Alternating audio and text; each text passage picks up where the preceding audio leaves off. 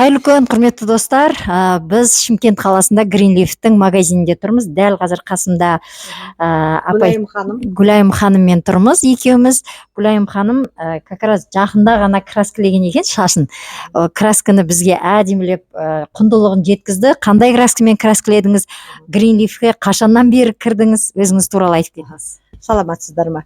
Мінекей Greenleaf компаниясында осы барлық адамға қажет заттың бәрі бар. Соның ішінде мына краскіге тоқталатын болсақ, не деген мед с молоком, кофе с молоком деген краскімен мен боядым. Себебі бәріміздің шашымыз уже ағарған ғой қазір. Енді маған қатты ұнағаны, бұл андай химикат емес, көзіңді ашытпайды.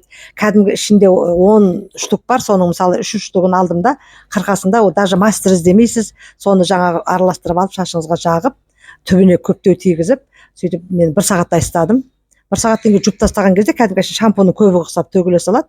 Одан кейін даже құрғақ күйінде ақ жастыққа жатсаңыз да бояу шықпайды.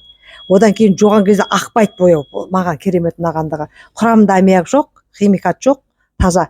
Осы краскіменен бояй отырып, өзіміздің шампунды пайдаланатын болсаңыздар, өте пайдалы. Себебі бас клеткасында жаңа химикаттар зиян деп жатыр ғой.